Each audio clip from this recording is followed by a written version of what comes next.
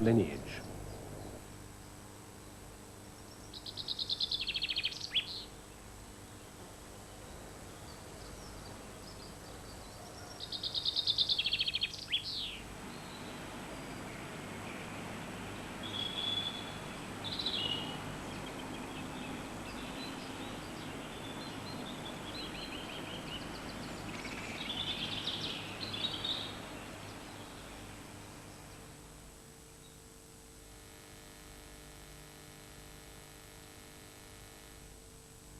He was the Nazi who said sorry. I forgot that humanity is a most important part of life. Hitler's architect, arms minister, and only friend who denied all knowledge of the final solution. Officially, what he said, I didn't know. I should have known. I could have known, but I didn't. But was Germany's most successful penitent as innocent as he made out? He was a very intelligent escapist from the truth. The remarkable career of Albert Speer in Reputations, tomorrow at 9 o'clock on BBC2.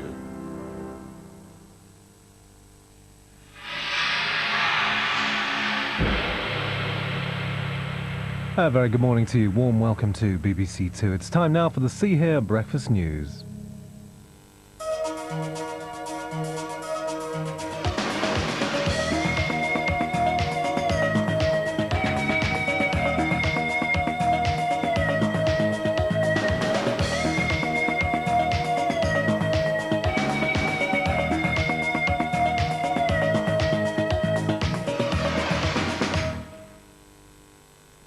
Good morning and welcome to the See Here Breakfast News.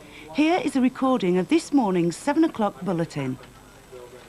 A very good morning from Hugh and me at 7 o'clock on Wednesday, the 1st of May. The headlines.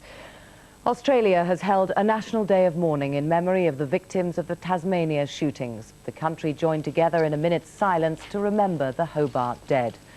Chelsea manager Glen Hoddle is offered the England job. He's got 48 hours to decide. Police question 2 teenage girls about the death of a 13-year-old girl in Corby. Also in this morning's BBC Breakfast News, with the images of last summer's water shortages fresh in the memory, there's a warning of more to come. And the all-embracing American marriage contract, sex 3 times a week, 15 minutes conversation a day, and a petrol tank that's never under half full.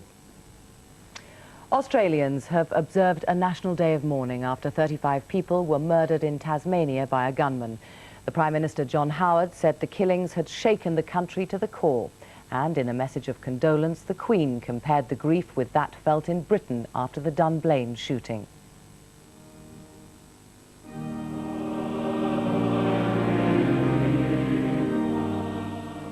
Thousands gathered in Hobart on the streets outside the cathedral. They'd come to mourn and offer comfort to the bereaved. Candles were lit for the 35 people left dead. Last Sunday, a terrible event occurred, an event no one ever dreamed would occur in our beloved island. A message was read from the bishop whose Scottish diocese contains the town of Dunblane. The hearts of all the people in the diocese, and particularly those living in Dunblane, go out to you at this sad, anxious and worrying time. May we assure you of our continuing sympathy and prayers for you. At the hospital where the injured and the gunman are all being treated, staff stopped work and shared a minute's silence. There are a blur of emotions here. The hospital has received more threats against the man charged with murder. One of the injured being treated here only moved to Australia from Britain 7 years ago. He received extensive wounds to his face. It seems he was shot while sheltering his girlfriend from the bullets. The Prime Minister, John Howard, has visited the scene of the massacre. Visibly shaken, he laid a wreath near the cafe where 20 people died. This is an event that has shaken the core of this country, and in a way that no other individual crime has done in my lifetime.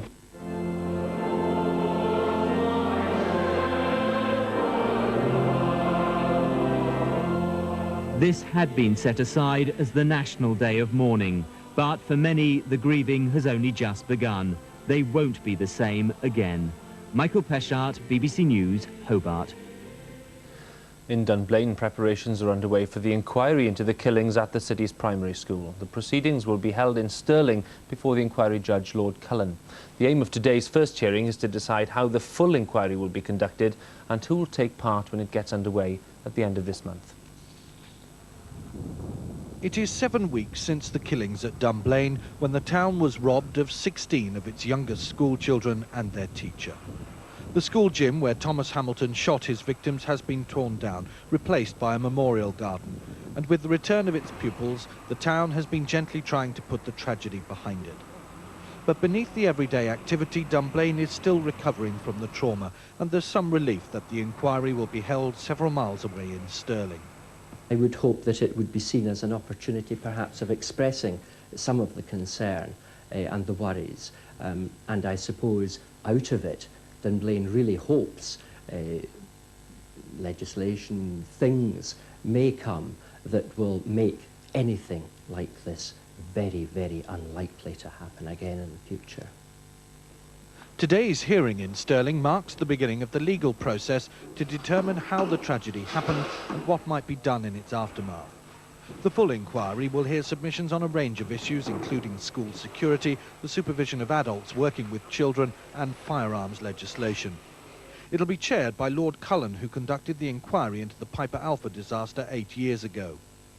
Later this morning, the government will be making available its own submission on gun control, but the Scottish Office has made it clear that it will be looking to Lord Cullen and his inquiry to make any recommendations for altering gun law. The full inquiry is expected to open at the end of this month and report its conclusions by September. Andrew Castle, BBC News, Stirling.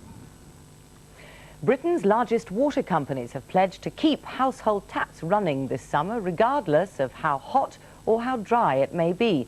But the Environment Agency warns that water resources are in a fragile state, and it doesn't rule out more restrictions to safeguard supplies.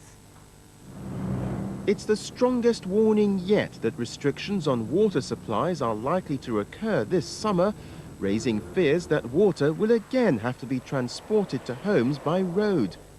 Yorkshire and the southwest could be the worst affected, with some reservoirs already less than half full. Today's report says existing hosepipe bans and other restrictions should remain in place and may even have to be widened to maintain supplies. The Environment Agency is warning water companies to learn the lessons from last year's shortages. They've done a good deal so far.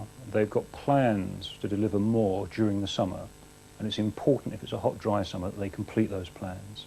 Some of those will not be that easy or straightforward for them to deliver. So we're confident if they deliver, the situation's all right. But it's important to stress that, if they deliver what they've got planned. Water companies say they're confident they will deliver. Last summer, there were some restrictions on water supply in certain parts of the country, but at no time were more than a third of customers affected. And the restrictions were hosepipe bans, sprinkler bans, and in a very few areas, non-essential use of water. The water always came out of the tap in the household. It did last summer, it will this summer, and it always will do in the future. But a long, hot summer and dry autumn could seriously affect water companies' ability to keep their promises. Carey Johnston, BBC News. Two 13-year-old girls have been questioned by police following the death of another girl after a fight at Corby in Northamptonshire. Some eyewitnesses say that Louise Allen, who was also 13, was surrounded and kicked by up to 30 girls near a fun fair after she tried to intervene to stop the fight. She died later in hospital. Some eyewitnesses say Louise had tried to intervene in the fight. The police haven't confirmed exactly what happened, but there are reports that she was kicked by a number of girls. A policeman tried to resuscitate her at the scene. She was taken to Kettering General Hospital, where she died after her family gave permission for life support systems to be switched off. Louise was described as a much-loved pupil. Staff and students at the teenager's school are stunned by her death. I've met the family, I've been to the hospital, and they're just devastated. The whole school, quite honestly, you could reach out and just touch the grief. When you lose somebody you love, a little bit of you dies with them. And it's pretty hard to cope with that when you're my age. It's even harder to cope with it when you're 13.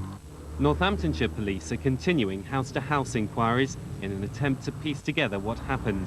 A team of special counsellors will be at Our Lady and Pope John School today. A special mass will be held there.